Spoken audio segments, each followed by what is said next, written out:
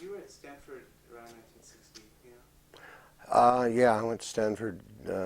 We headed down there, I think, 59, Yeah. 60. Did you see Buckley when he was at the outside of the inside? No, I saw him at the Coffee Gallery once on North Beach. He had a broken arm in a big cast, and he used the cast a lot, pounding it on the podium and stuff. It was his, I don't know how he broke it, but it didn't seem to hurt him very much because he was pounding it pretty good. And do you know how he broke his? Was that when he had that fight with the? I'm not sure. I know that the City Lights put out the Hip-O-Rama, the classics, and he's on the cover, and he's got that cast, his hand raised with that cast on his arm on the cover. Do you know that piece? No. Oh. It's a booklet that City Lights put out that has about 5 or 6 of his routines in it. I'll be darned. No, I've never seen it. Well, had you ever heard of him before you saw him? Oh, yeah. I knew his stuff in college well enough that I was able to do a production of Nero in college. And I played the part of Nero as Elvis Presley. I had an Elvis suit with a big Elvis wig on it. And our fraternity house did it, and it was for an all-campus contest, and you had to make the finals of the last 5 fraternities and sororities. And we had by far the best production, with all because we already had all the togas. See, and there was a call, and a guy, Cy Ellingson, who was the head of the student union, called me, and he said, "You're not going to be able to do your show." And I said, "Good God, why?" He says, "Well, one of the sorority girls saw your tryout, and she said that it was sacrilegious." I said, "God almighty, it's not sacrilegious." He says, "I know." He says, "I watched it, I was there too." He said, "But if we do it, there are going to be all these religious people in there on it." And it was my first experience with that sort of thing, that because it is, you know, the NAS is tremendously religious. I've done the NAS over here at the Health Center on Christmas, and the people that were seeing me do it, not the audience understood it completely, loved it, but the religious groups, if they had had a chance, they would have stopped it, and it's just because they don't pay enough attention to it. When I was doing this thing I was telling you about up in Portland, where we were coming out in favor of the guns and singing this thing of, "You'll never take our guns away, oh no," and we had these big bozos come out and says, "Never take our guns away, oh no, no, never take our guns away. There's no better way, we know how to play, and if you try, we'll blow you away. Johnny, we'll have to kill you." People in the audience thought we were serious, some of them, you know, and I got angry letters about it from these people, and wrote back and said, "You know, God almighty, are you guys that dim that you can't understand parody? How broad do you have to make it?" But some people, when they make a reaction, they're there, and they will not change, because part of who they are is the fact that they will not change.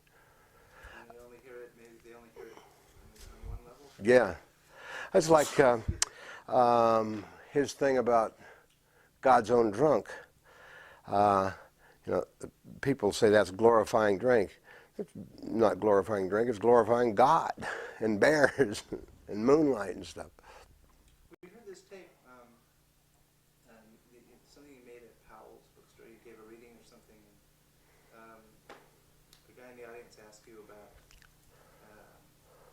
Lord Buckley, and you actually you did some of God's Own Drunk, and I must tell you, I was very impressed with your rendition of it, because it had all that. Oh, I learned a bunch from Lord Buckley. You actually did the Nero text. We changed it a bit to make it to make it into a drama, so that the head Praetorian stud was the guy that played it, and we had give and take between us, but it was pretty much exactly the same thing. We even had the thing where they fetched the chariot, and the guy drove up with a little MG right down the middle of the gymnasium we had, so we got the chariot to come in. I was able to drive out, and we put a lot of work into it.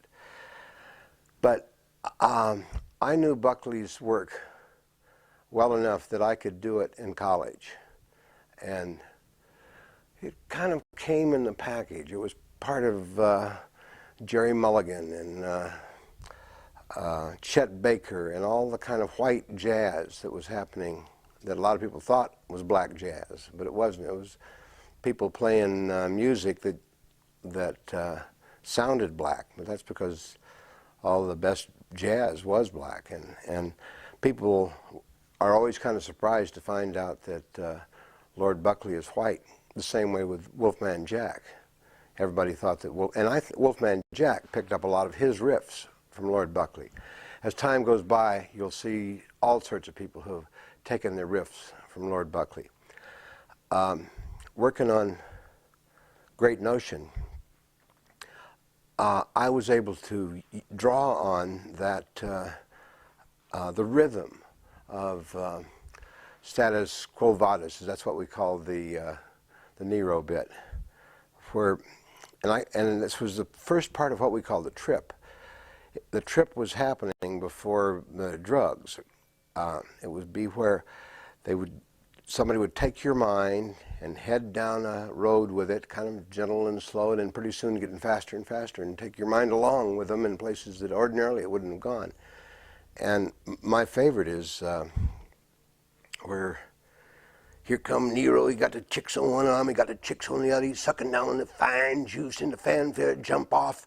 Here come a chick about 6'2", she's running across the arena making 92 miles an hour, boom, another gate opened up, and here's a lion about 4 times the size of a blowed up bull, and this cat's knocking dirt 92 feet in the air, and he's after the chick, and the chick hits the wall, and up the wall she goes, and she just missed the top by 6 inches. And Nero say, knock a golden spike where that chick blew. And the rhythm of that is jazz.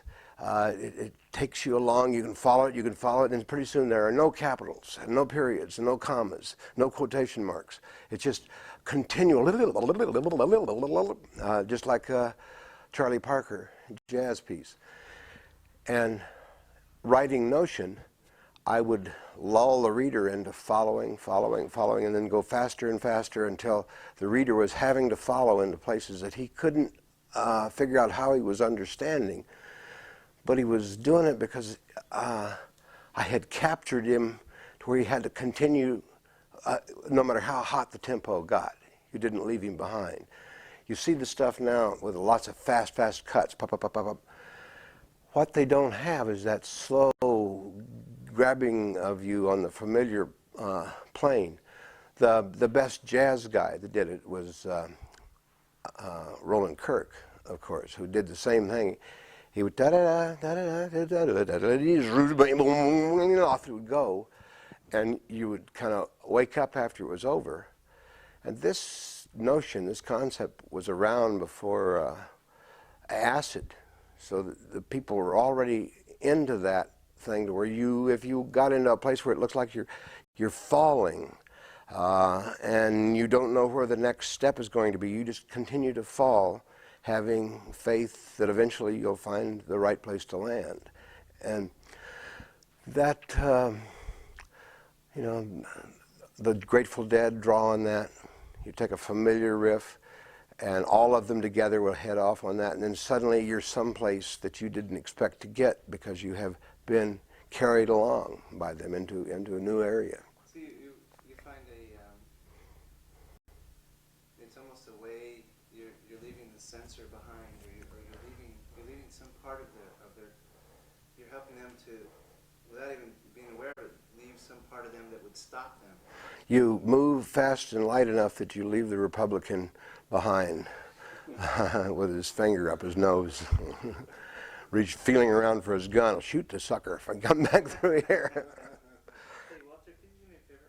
When he's in the middle of talking, I know he's got great animated face, but I'm going to hear these big clicks on my... I was wondering if they're coming. Yeah, you were through. coming through. That's Okay, what I won't do it. Ken, I don't know if you want to take a break and wipe up any of this stuff. You're glistening today. It's glistening time. It's nice to have a little helping hand here. Wait a minute. It's like a Ken Kid movie last night. Oh, yeah. Oh, God, have you guys seen Fear and Loathing? Yeah, no, I haven't seen that yet. Oh, too bad. Don't miss it. Johnny Depp is so good. You just completely expect it to be Hunter. After 5 seconds, it's just Hunter. Oh, It's amazing stuff. And the fact that it's made at all right now is astounding. yeah. That with the current, Climate, the way it is. with the pretty current, wild. yeah, it's very wild. Terry Gilliam's kind of, in some ways, he's like, he reminds me of, you know, the little mammals that existed at the end of, right before the dinosaurs died out, you know, they were scurrying between their toes. That's a good image of Terry Gilliam. Let's see, did you ever actually get to meet Lord Buckley? No, I watched him there and that one time, but he had a retinue and he was busy. And he was tired, you could tell when you saw him. To do what he was doing and be the first one doing it, it must have taken tremendous energy and very little payoff. You know, you could imagine. I'm amazed that he did Ed Sullivan. But you know, that's the thing about him, is he was very well read. Who else, you know, is going to do a thing about Gandhi or the Marquis de Sade? This is, people on MTV today wouldn't have any idea who he was talking about. He was an intellectual. And you know, what's interesting too is that he wasn't, I don't think he finished high school. I'll bet not. Yeah, it's like Cassidy. Cassidy was the best at it. Buckley was building his routines around stuff. Cassidy was making up his routines as he went along, and they sometimes you were able to record them and sometimes not. He did stuff that if Lord Buckley had been there, Lord Buckley would have taken his hat off to Cassidy, because Cassidy, by far, was the best. One time, in the early 60s, I'd gone to town, up into San Francisco to see Lenny Bruce. He was playing the Off-Broadway. And we'd taken a little peyote. This Vic Lovell and this girl Sally Dem and I were just beginning to peyote along and looked across the street there on Broadway, and there was Jonathan Winters trucking along with a really sharp-looking pearl button roll cowboy outfit and a cowboy shirt, and I yelled, "Hey, Jonathan," and I scooped up a ball and I threw it to him, and he caught it immediately and threw it back to me. So we walked down the road there, catching and throwing back and forth this non-existent ball. And when we got down to Off-Broadway, I said, "Yeah, we're going in here." He says, "Oh," he says, "I'm busy, but I do love Lenny Bruce." God love you, Lenny," he shouts in there. And his girlfriend came over and said to me, he says, "You know that Jonathan Winters is the best." And I said, "Well, I guess he is the best now that the best has died." And Jonathan Winters turned and he says, "Who are you talking about?" And I said, "Lord Buckley." And he took off his cowboy hat and he says, "You're talking about the Stan Kenton of comedy." And while we were standing there in front of the Off-Broadway with Jonathan Winters, waiting to see Lenny Bruce, out the door comes Mort Saul and Shelley Berman. It was sort of the night of the comics right there. And we got into talking about Lord Buckley. And they all knew Lord Buckley's work. And then they knew that he was never going to be greatly popular, but that they had learned a tremendous amount from him. When people want to know who I think I learned the most from as a writer in the last 20 or 30 years, it's Beckett. Beckett is a writer's writer. Writers learn from Beckett. The audience, the readers, don't know who Beckett is. But a writer knows what Beckett is doing, and you can learn stuff from him that you can't read out of or into a Stephen King book, or even John Updike. You know, I didn't ever learn anything from John Updike or any of that crew. But Beckett, the spareness of who he was, the way his mind worked, was tremendously educational to a lot of young writers. And the same way with Lord Buckley. People don't know who he was, but anybody who has ever kind of followed that notion of the mental and verbal trip knows that he was one of the real fountains of it. Are you good at condensing things? Could that thing you just said, could you bring it, I mean, that would make a lovely part, just a little shorter? That'll take longer. Okay. Actually, can you pull it out? Yes, we do. Did you glance at my notes, because you're going through all the things I was going to ask you? No, I didn't. All right. Let's see. Sorry, 1 second. Is it possible we could have you That's turn good. it 5 inches this way? This way, The way that you were. like that. That way your button's not going to glare. Okay. Yeah, that looks great. Yeah, that's good. Yeah. I did hear that Cassidy tape where he's in the car rapping, and I said, man, there is, Buckley's there. And I said, he must have, I said, I don't think Buckley got it from him. I think he probably got it from Buckley. But it was amazing, the similarities in it. Yeah, and that piece of stuff, it goes on for hours. And it's this is the difference between Lord Buckley and Cassidy. Is Cassidy was delivering a very special sermon. Lord Buckley's was My Lords and My Ladies of the Royal Court, and dealing with all of them as royalty, which is a nice thing. But Cassidy was dealing with harsher stuff than that. He was talking about life and death, and how you find life by being very close to the edge and keeping your fingers on the edge all the time, so you know where the edge is. Just don't try to wander away in the dark, because you'll fall over the edge. And Cassidy's I'll put you in touch with my son, who can let you have some of this Cassidy stuff. Yeah, because I don't think either of them ever met or were influenced by each other, except by jazz.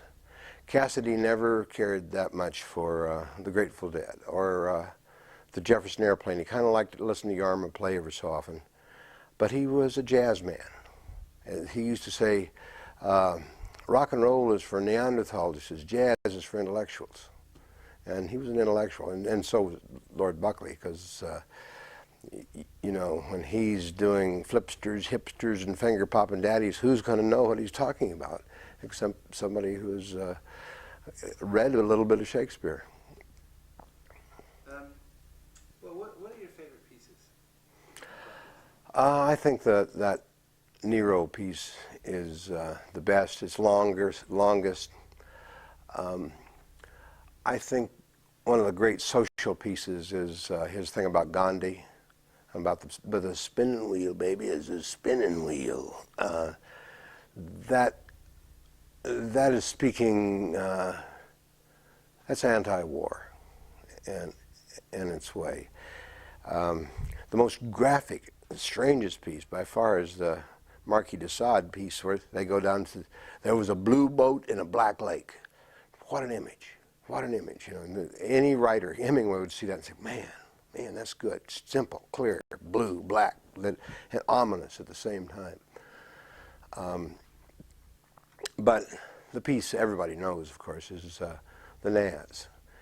And when you do the Naz, the reverence of it really begins to come through.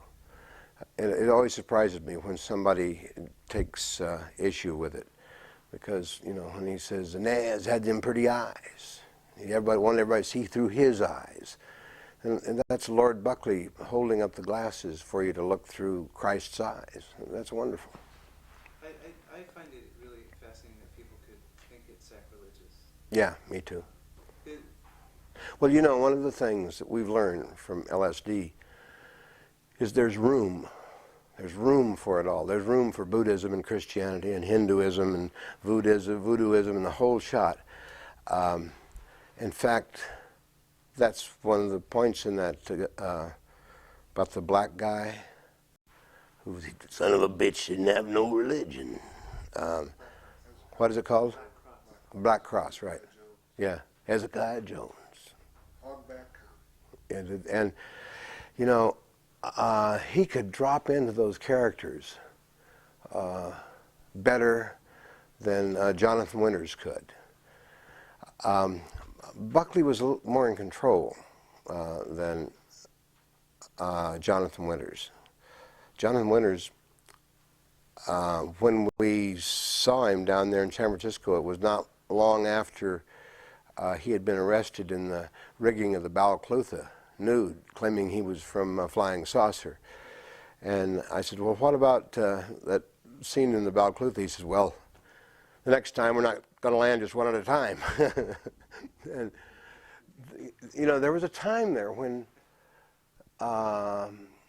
they were our great social commentators. Like one of the all-time great artists is Richard Pryor. Richard Pryor, he provided us with a lens through which we could look at a part of life that we couldn't have seen as a white person.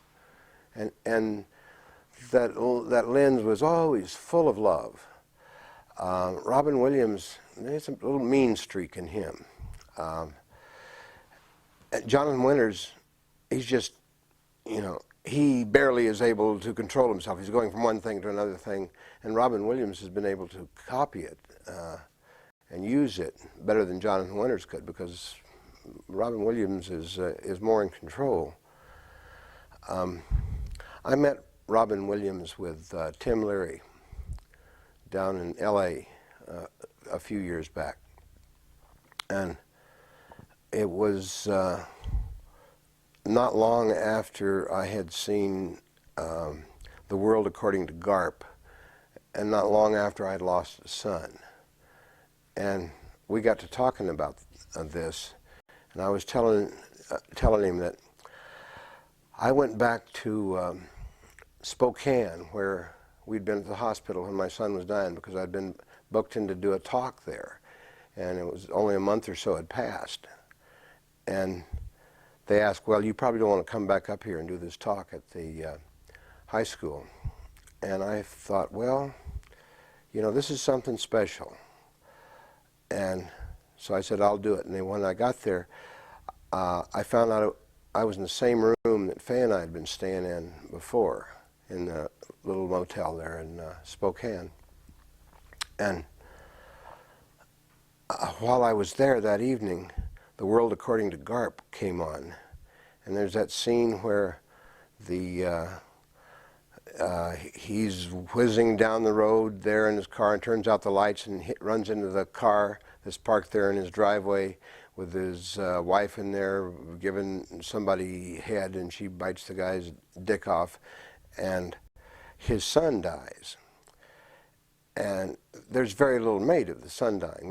The missing dick is the big issue. And I was telling Robin Williams, I said, but that isn't, you know, if you lose a kid, the fact that somebody bit somebody's dick off is the last thing in your mind. And that's one of the reasons I have a tough time with John Irving. You know, that thing of biting off the dick, that was manufactured. And it was cheap, yeah. And Robin Williams agreed, but it made him very, very uncomfortable. We've had, in the second half of this century, a tremendous number of people for our heroes, like Buckley and Cassidy and Richard Pryor. And we have to kind of live up to them. And they taught us how to look at the world and still see it as humorous, even when it's tragic. But you start with the tragedy. This is what a lot of people don't understand in comedy. You start with tragedy. Tragedy is where you begin. Then you try to find some way to alleviate that by laughing. You don't start laughing. Laughing is a release after you have been hurt. And you can't start there. You have to have the pain to begin with. And all the great comics have had that sense of pain in them. Would it be too much to say that it's about healing? Comedy is about healing? Yeah, it would. I mean, it wouldn't be too far, but that's what it is about. It's about taking something where the clown falls and hits his rump, and then he gets back up and people laugh. if he falls and breaks his back, it's not very funny. And he does hurt a little bit, but when he jumps back up and rubs his rump, then you can laugh. And people can relate that to their own pain. Maybe that it's survivable? That is survivable, yeah. Not only survivable, but you sometimes need it to be a human. But if you get stuck there in it, you get stuck in the pain, you become less and less human until you're as dead as the person that you're grieving for. This is kind of switching gears, but to you, what was the significance of a white man incorporating a black dialect in the 50s? I mean, this is... Well, he didn't do black dialect on all of it. There was things that he did in other dialects. It was quoting the same way that Coltrane would be quoting from My Favorite Things. It's white stuff and the black guy's quoting it because it's familiar. And that's always been fair in jazz, to go back and quote some other person's.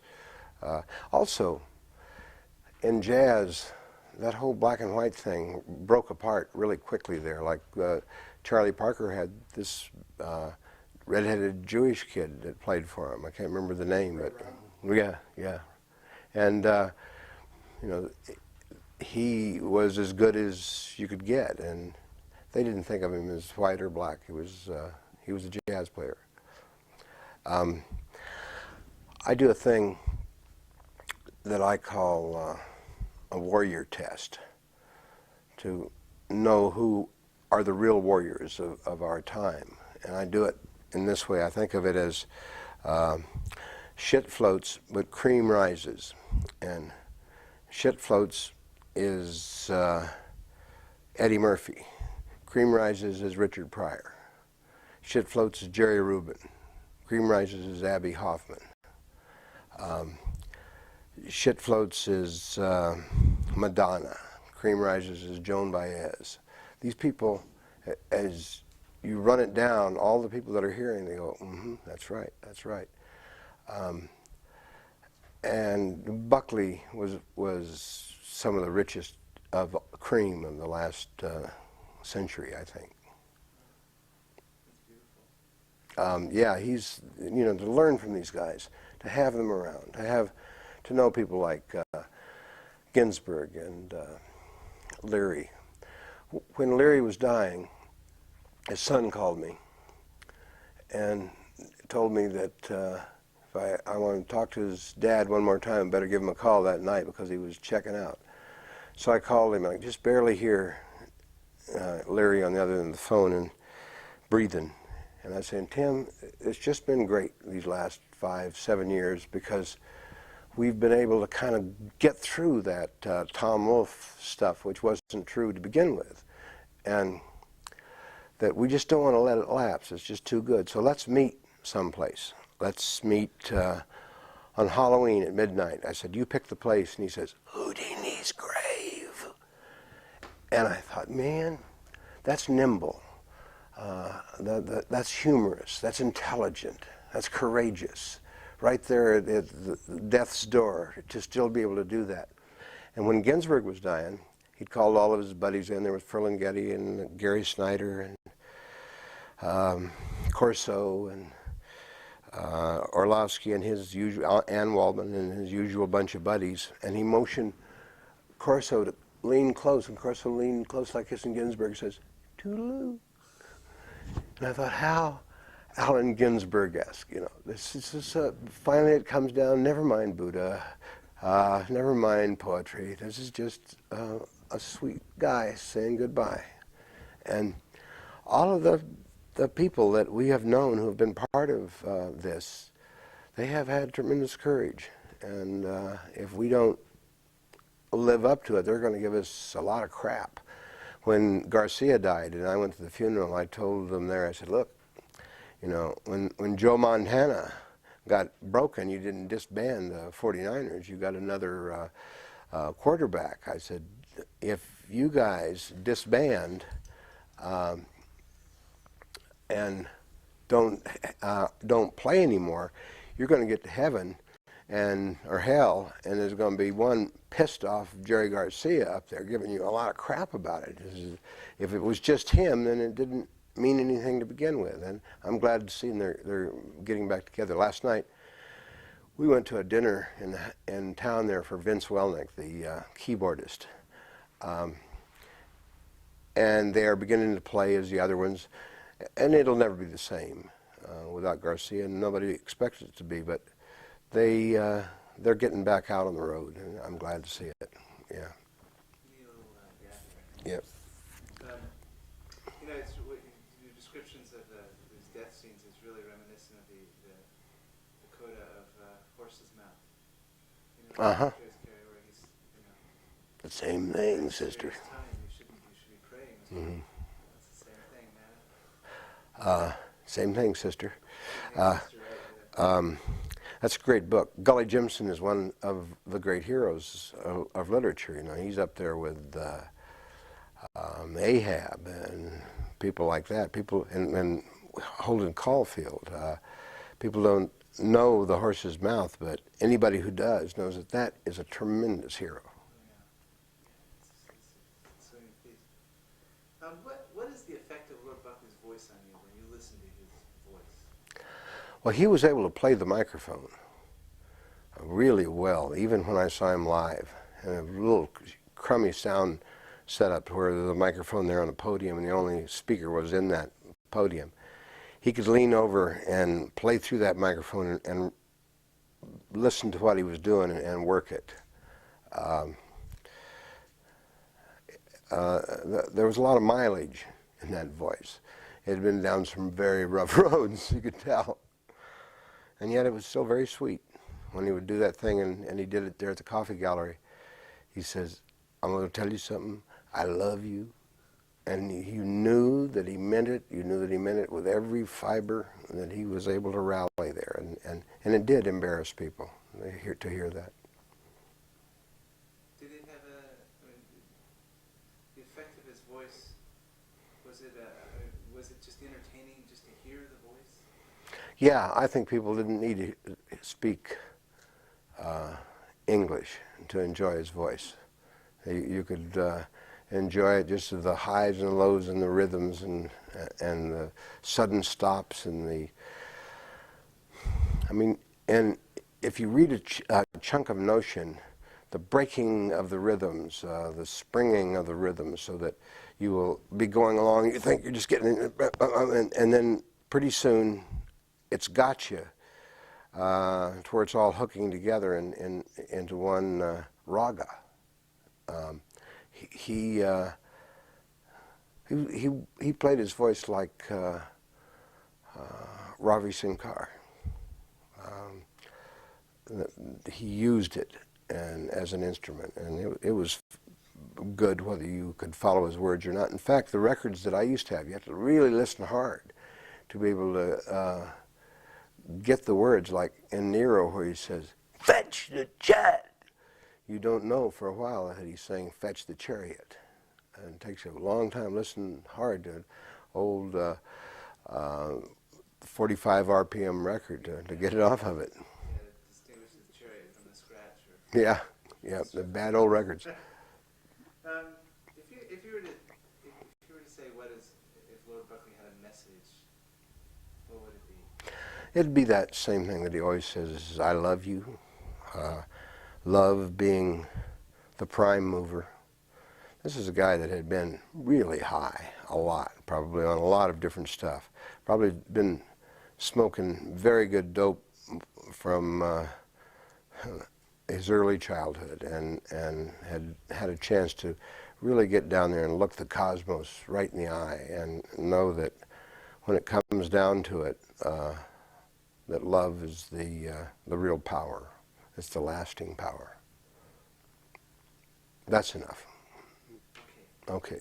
Thank you so much. Okie doke.